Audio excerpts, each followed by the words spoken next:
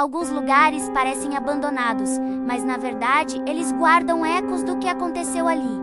Ecos que nunca desaparecem. Hoje você vai ouvir a história de um antigo sítio rural, um lugar esquecido pelo tempo, onde um poço de pedra se tornou o portal para algo que jamais deveria ser acordado. Marcos não via o sítio do avô há mais de 20 anos. Herdá-lo foi uma surpresa, uma volta a um passado distante. O terreno ficava no interior, isolado, um ponto perdido no mapa, longe do barulho da cidade. Animado com a ideia de reviver memórias e criar novas, ele decidiu passar um fim de semana ali com sua esposa, Ana, e sua filha pequena, Júlia.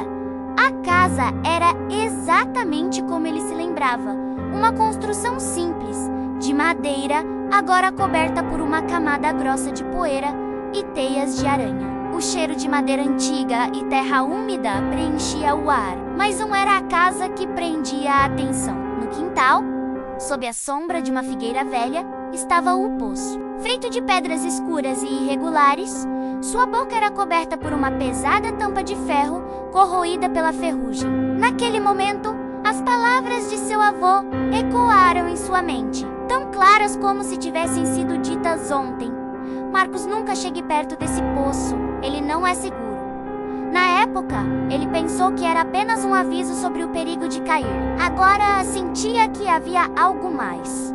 A primeira noite chegou fria e silenciosa. O único som era o do vento assobiando pelas frestas da casa.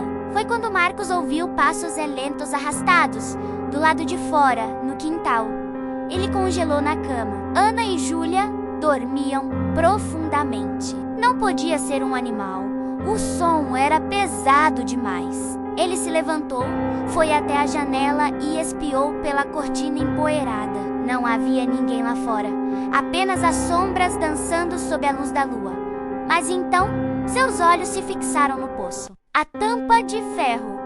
Ela se moveu, um leve tremor quase imperceptível, como se algo estivesse pressionando por baixo tentando sair. O coração de Marcos disparou. Ele se convenceu de que era o vento, o cansaço, a imaginação pregando peças. Voltou para a cama, mas não conseguiu mais dormir. Na manhã seguinte, o sol dissipou parte do medo. Ele tentou esquecer o que viu, até encontrar Júlia perto do poço, rindo sozinha como se estivesse conversando com alguém.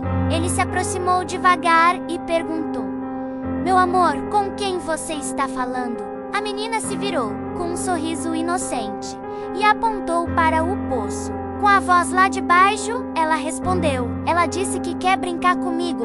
Um arrepio percorreu a espinha de Marcos. Na segunda noite, o sono se tornou impossível. A imagem da tampa se movendo e as palavras de sua filha não saíam de sua cabeça. Impulsionado por uma mistura de medo e uma necessidade inexplicável de saber a verdade, ele saiu para o quintal. A noite estava ainda mais escura. A lua se escondia atrás das nuvens. Ele se aproximou do poço, sentindo o frio que emanava das pedras. Hesitou por um momento, mas a curiosidade foi mais forte. Ele se ajoelhou e encostou o ouvido na tampa de ferro gelada. Silêncio. E então ele ouviu um sussurro. Baixo, arrastado, como o som de folhas secas sendo arrastadas pelo chão. A voz parecia vir das profundezas da terra e, ao mesmo tempo, de dentro de sua própria cabeça. Ela dizia seu nome. "Marcos, Marcos, desça! Nós estamos esperando." Ele se afastou de um salto, o corpo tremendo, o suor frio escorrendo por sua testa. O pavor era real. Aquela voz não era humana, e ele percebeu, com um terror crescente, que o som não vinha apenas de dentro do poço. Ele ecoava em sua mente, um convite sinistro que ele não conseguia silenciar. No dia seguinte, desesperado por respostas, Marcos começou a revirar a casa. Ele precisava encontrar algo, qualquer coisa que explicasse o que estava acontecendo. Em um baú velho no sótão, coberto de poeira, ele encontrou o que procurava. Um diário antigo, com a capa de couro gasta, pertencente ao seu avô. Ele folheou as páginas, lendo sobre a rotina no sítio, as colheitas, os problemas do dia a dia, tudo parecia normal. até chegar às últimas páginas. A caligrafia, antes firme, tornou-se apressada, quase ilegível. As manchas de tinta borrada denunciavam o tremor das mãos que as escreveram. O poço foi aberto muito antes da nossa família chegar aqui, dizia uma entrada. Os antigos contavam que ele não foi feito para a água, mas para aprisionar o que vive embaixo da terra. Um selo. Se a tampa se soltar, não haverá como contê-los de novo. Marcos sentiu o sangue gelar. Na última página, escrita com uma força desesperada, uma única frase se destacava. Eles sussurram mais forte a cada noite e logo vão sair. A terceira noite trouxe uma tempestade. A chuva caía forte, impiedosa, e os trovões sacudiam a velha casa de madeira. Marcos não pregou o olho. Ele ficou sentado na sala, vigiando, ouvindo os sussurros em sua mente se misturarem ao som da tempestade. De repente, um estrondo ensurdecedor, mais alto que qualquer trovão, fez o chão tremer. Um som de metal batendo contra a pedra. Ele soube imediatamente o que era. Correu para fora, sem se importar com a chuva que o encharcava. Seus piores medos se confirmaram. A tampa de ferro do poço não estava mais em seu lugar.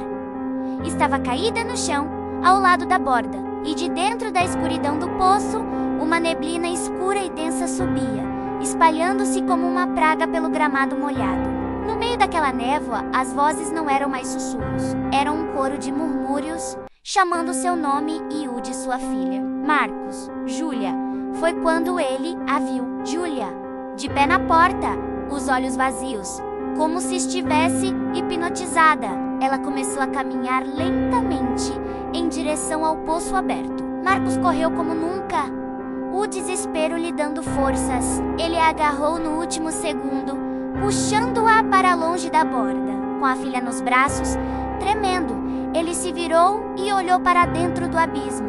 No fundo, na escuridão total, ele viu olhos, dezenas de olhos amarelos, brilhando como brasas no inferno, todos fixos nele, e braços, os longos pálidos, esqueléticos, com dedos que pareciam garras, escalando as paredes de pedra, tentando alcançar a superfície. As vozes agora eram gritos, uma cacofonia ensurdecedora que perfurava seus ouvidos e sua alma.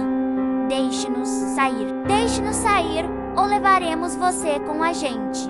O pânico tomou conta. Em um ato de puro instinto, Marcos soltou Júlia e se jogou sobre a pesada tampa de ferro. Usando toda a força que tinha, ele a empurrou de volta para o lugar. Enquanto a tampa se arrastava sobre a pedra, ele sentiu unhas afiadas arranhando sua mão, tentando impedi-lo. Gritos agudos e desesperados ecoaram de dentro do poço, abafados pelo metal. E então, com um baque final, a tampa se encaixou e o silêncio voltou. Um silêncio pesado, mais aterrorizante que os gritos. Na manhã seguinte, antes mesmo do sol nascer por completo, Marcos juntou sua família e foi embora. Ele não olhou para trás. Jurou para si mesmo que nunca mais voltaria àquele sítio. Semanas depois, vendeu o terreno por um preço irrisório, sem dar explicações, apenas querendo se livrar daquela terra amaldiçoada. Mas a história não acabou ali. Os poucos moradores que vivem na região contam que, em noites de chuva forte, quando o vento uiva e os trovões ecoam, ainda é possível ouvir sussurros vindos do quintal abandonado. Vozes que chamam por quem ousa passar na estrada deserta. E eles dizem que se alguém tiver a coragem ou a loucura de levantar a tampa do poço novamente, dessa vez, nada no mundo conseguirá fechá-lo de novo. O que você achou desta história? Alguns segredos deveriam permanecer enterrados para sempre. Se você gosta de contos que te deixam acordado à noite, não se esqueça de deixar o seu like e se inscrever no canal para não perder os próximos relatos. Muito obrigado por assistir e até a próxima!